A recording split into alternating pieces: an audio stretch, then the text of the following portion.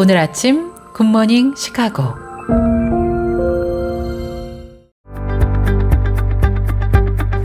청취자 여러분 안녕하십니까? 11월 28일 금요일 KCBS 굿모닝 시카고 뉴스를 시작합니다.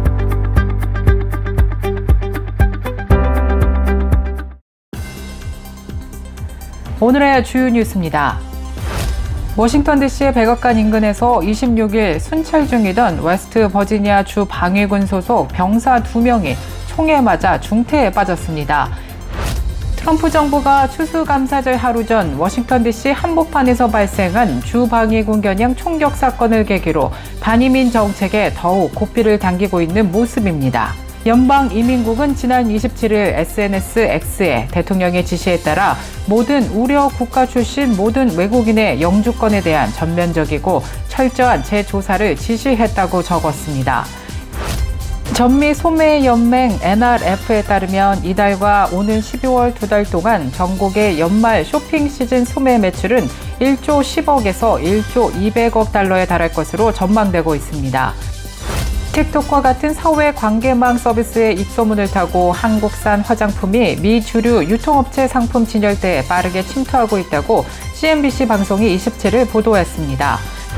트럼프 정부가 후천성 면역 결핍증에 관한 대중의 인식을 높이는 세계 에이즈의 날 행사 기념을 중람할 방침이라고 뉴욕타임스가 보도했습니다. 목회데이터 연구소가 2025년 한국교회 트렌드 정신건강편에서 성도의 23%가 지난 2주 사이에 우울감으로 고통스러웠던 적이 있다고 응답했고, 그러면서 성도 4명 중 1명 가까이가 현재 우울과 불안으로 고통받고 있다고 전했는데요. 또한 중독과 자살 충동을 경험한 성도도 각각 11%, 7%로 조사됐다고 전했습니다. 스페인 청년들의 영적 부흥과 복음 전파를 위한 전국 규모 집회가 최근 진행됐습니다. 에반젤리컬 포커스에 따르면 스페인 전역에서 모인 약 1,350명의 청년들이 최근 남부에서 나라가 이마 없이며 운동이 주최한 청년 집회에 참여를 했습니다. 트럼프 대통령의 대규모 이민자 추방 정책이 라틴계 지역사회에 직접적인 영향을 미치면서 기독교인들 사이에서 대통령의 국정 수행에 대한 부정적 평가가 확산되고 있습니다. 이상 오늘의 주요 뉴스 전해드렸습니다. 첫 소식입니다. 워싱턴 DC의 백악관 인근에서 26일 순찰 중이던 웨스트 버지니아 주 방위군 소속 병사 2명이 총에 맞아 중태에 빠졌습니다. 미국에서 성탄절과 함께 온 가족이 모이는 양대 명절 중 하나인 추수감사절 전날, 대낮에 수도 한복판에서 발생한 군인 대상 총기 범죄로 인해 미국 사회는 큰 충격에 빠졌습니다. 총격범은 현장에서 체포됐고 그 또한 중상을 입은 것으로 전해졌습니다. 사건은 오후 2시 15분경 백악관에서 북서쪽으로 2블록 떨어진 교차로에서 발생했습니다. 워싱턴 DC 경찰청은 기자회견에서 주방위군 대원들이 순찰을 하던 중 용의자가 모퉁이를 돌면서 팔로 총기를 들어 이들에게 발포했다고 밝혔습니다. 또 용의자가 현장에 있던 다른 주방위군 대원들에 의해 체포돼 구금됐고 아직 범행 동기는 밝혀지지 않았지만 체포된 용의자가 단독으로 벌인 범행으로 보고 있다고 전했습니다. 트럼프 정부가 추수감사절 하루 전 워싱턴 DC 한복판에서 발생한 주 방위군 겨냥 총격 사건을 계기로 반이민 정책에 더욱 고삐를 당기고 있는 모습입니다. 연방이민국은 지난 27일 SNS X에 대통령의 지시에 따라 모든 우려 국가 출신 모든 외국인의 영주권에 대한 전면적이고 철저한 재조사를 지시했다고 적었습니다. 이어 미국과 국민을 보호하는 것은 가장 중요하다면서 미 국민은 전임 행정부의 무분별한 재정착 정착으로 인해서 비용을 견디지 않을 것이고 미국인의 안전은 타협의 여지가 없다고 강조했습니다. 이는 트럼프 대통령이 이번 사건 관련 영상 메시지에서 미국의 일원이 되지 않거나 우리나라에 득이 되지 않는 사람은 어느 나라에서 왔건 간에 추방하기 위해 모든 필요한 조치를 취해야 한다고 말한 것과는 무관치 않아 보입니다.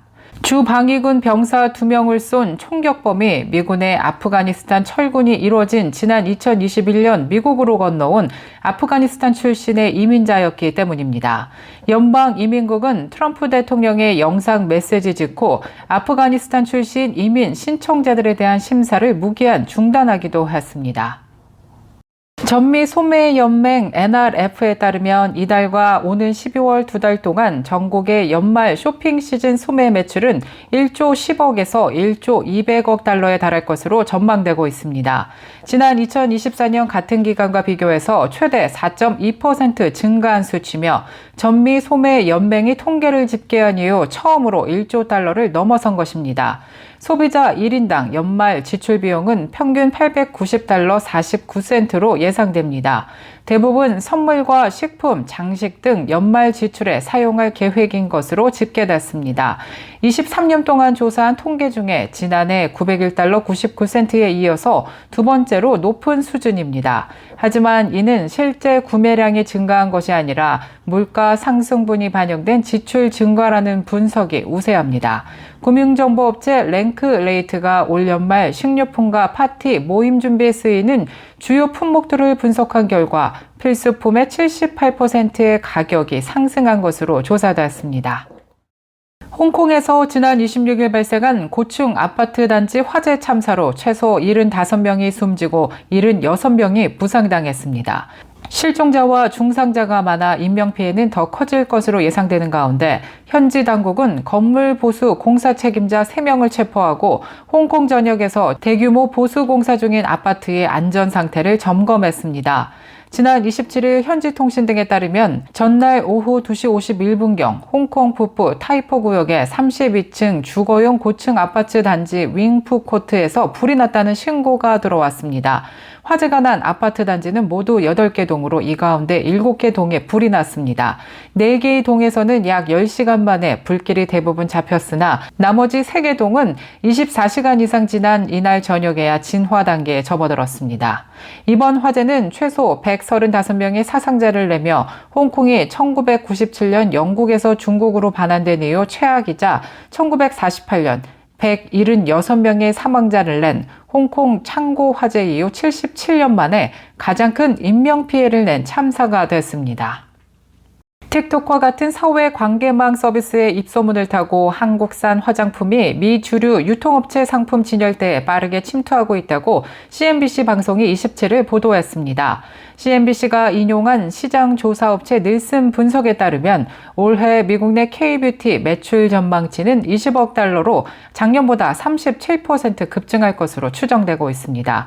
트럼프 정부의 관세 정책 충격을 화장품 업계도 피해가지 못하고 있는 가운데 K-뷰티가 여전히 미국 시장에서는 독보적인 성장세를 이어가고 있는 모습입니다. 기초 화장품이 미국 시장의 매출 확대를 주도하는 가운데 색조나 자외선 차단제가 가미된 하이브리드 상품들도 성장세를 지속하고 있다고 닐슨 IQ는 분석했습니다. 미국의 주요 유통기업들도 K-뷰티를 찾는 소비자들의 관심 확대를 놓치지 않고 있는 모습입니다. 트럼프 정부가 후천성 면역 결핍증에 관한 대중의 인식을 높이는 세계 에이즈의 날 행사 기념을 중단할 방침이라고 뉴욕타임스가 보도했습니다. 미 정부는 1998년 매년 12월 1일을 세계 에이즈의 날로 기념해서 사망자를 애도하고 에이즈 확산 억제 노력을 환기해왔습니다. 하지만 뉴욕타임스는 국무부 소속 직원과 국무부 보조금을 지급받는 기관에 세계 에이즈의 날 기념에 미국 정부 자금을 사용하지 말라는 지침을 내렸다는 내용을 보도했습니다.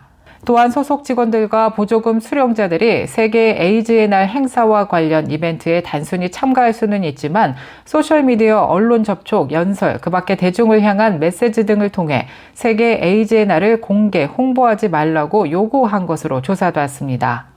한편 트럼프 대통령은 재집권 첫날 미국의 WHO 탈퇴에 서명하는 행정명령에 서명한 바 있습니다. 또 트럼프 정부는 해외 원조를 동결해 에이즈 확산 방지와 관련한 세계 각국의 많은 공중보건 프로그램이 제대로 운영되기 어렵게 됐습니다. 트럼프 정부의 이런 정책이 에이즈 확산이라는 결과로 이어질 수 있다는 우려의 목소리도 나왔습니다. 계속해서 교계 소식이 이어집니다.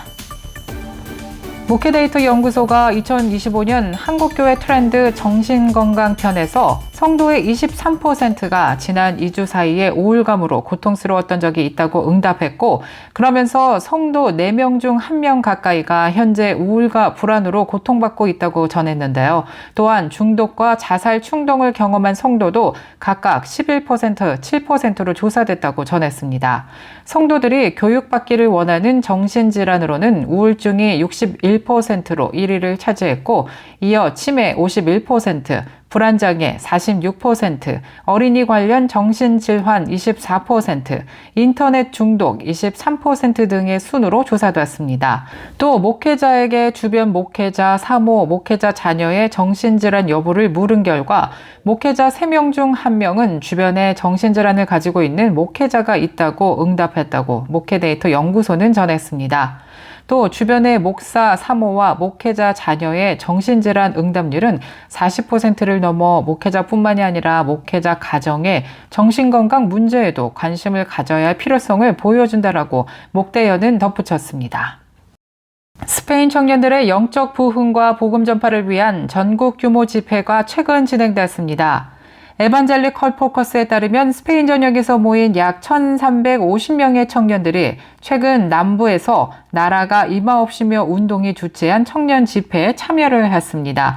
참가자들은 안달루시아, 무르시아, 엑스트레마두라, 카나리아 제도 등 여러 지역에서 모였습니다. 행사를 주최한 측은 이날 모임이 하나님의 임재가 분명하고 강력하게 느껴지는 날이었다고 평가했습니다.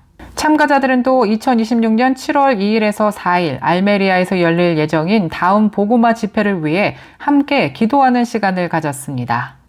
트럼프 대통령의 대규모 이민자 추방 정책이 라틴계 지역사회에 직접적인 영향을 미치면서 기독교인들 사이에서 대통령의 국정 수행에 대한 부정적 평가가 확산되고 있습니다. 종교 뉴스 서비스에 따르면 2024년 대선 당시 트럼프 대통령은 히스패닉 기독교인 표심을 대거 확보하며 승리했으나 1년이 지난 현재 그 지지가 약화되는 조짐이 나타나고 있습니다. 퓨 리서치 센터가 9월과 10월 두 차례에 걸쳐 실시한 조사를 바탕으로 24일 발표한 보고서에 따르면 미국 내 라틴계의 70%가 트럼프 대통령의 직무 수행을 부정적으로 평가했습니다. 이 같은 부정적 시각은 라틴계 카톨릭 신자 사이에서 더욱 두드러졌고 이들 중 4분의 3이 트럼프 2기 국정 운영을 반대한다고 밝혔습니다. 종교가 없는 라틴계 역시 76%가 부정적으로 평가했습니다. 라틴계 개신교의 평가는 이보다 다소 낮아 2025년 현재 대통령 국정 운영에 대해 58%가 비판적이라고 응답했습니다. 이 같은 여론은 라틴계 기독교인들 대다수가 트럼프의 대규모 추방 캠페인 영향을 자신의 동네에서 직접 목격하기 때문에 형성되고 있는 것으로 풀이되고 있습니다.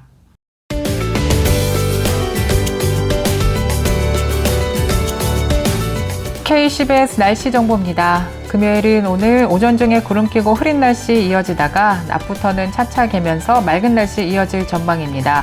그러나 밤에는 기온이 크게 떨어지면서 곳곳에 눈 소식 예보됐습니다. 오늘 낮 최고 기온 32도 예상되며 밤 최저 기온은 25도 예상됩니다.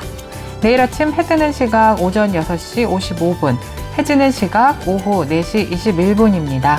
이상 KCBS 날씨 정보였습니다.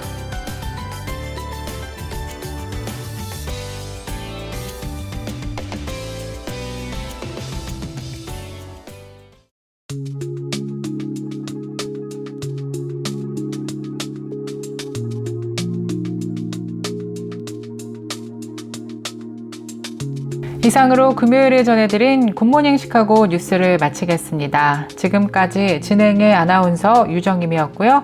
저는 다음 주 이 시간에 더욱더 알찬 소식으로 다시 찾아뵙겠습니다. 오늘 하루도 말씀과 함께 주님 안에서 평안하고 행복한 하루 보내시길 바랄게요. 청취해주신 모든 여러분 고맙습니다.